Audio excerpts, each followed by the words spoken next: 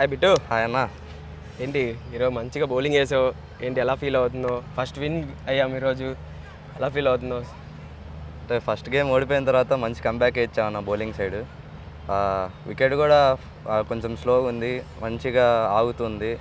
So మనం వెంటనే adapt అయ్యాం వికెట్ తగినట్టు. ఇంకా నా స్ట్రెంత్ కూడా స్లోయర్ వన్స్ అవే మంచిగా అంటే మంచిగా వేసాను.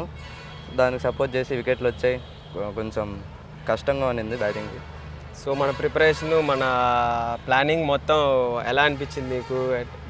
నువ్వు ఎగ్జిక్యూట్ చేయడం ఈరోజు ఎలా అనిపించింది నీకు? మొత్తం బాగానే ఉందన్న. అంటే సీనియర్స్ అందరూ ఉన్నారు, మీరు స్టీఫెన్ అన్న ఉన్నారు. దాన్ని బట్టి సరే, లాస్ట్ బాల్ నీ మైండ్ సెట్ ఏంటి? లాస్ట్ ఓవర్ అన్న ఒక మంచి షాట్ కొడదాం అనుకున్నా అన్న, తగిలింది. తర్వాత కొంచెం బాల్ ఆగొచ్చింది. ఫస్ట్ బాల్ మిస్ అయిపోయాను. సెకండ్ బాల్ కూడా ఆగొస్తుంది అనుకున్నా, క్విక్ వచ్చేయింది. దానికి బీట్ అయిపోయాను. సరే ఎట్లయితే ఉందన్న, గెలిచాం కదా. లవ్లీరా. మీకు ఎలా ఉందన్న గెలిచి? అంటే ఒక మ్యాచ్ ఓడిపోయిన తర్వాత కంబ్యాక్ ఇచ్చాం, ఎలా అనిపిస్తుంది? ఫస్ట్ ఆఫ్ ఆల్ ఇలాంటి మ్యాచ్లో విన్ అనేది చాలా ఇంపార్టెంట్. మనకి మొమెంటం సెట్ చేస్తుంది. ఫస్ట్ గేమ్ మనకు తెలుసు మనం ఏ కండిషన్స్లో ఆడామని. సెకండ్ గేమ్ కూడా అంతే క్లోజ్గా వచ్చింది. So win is good.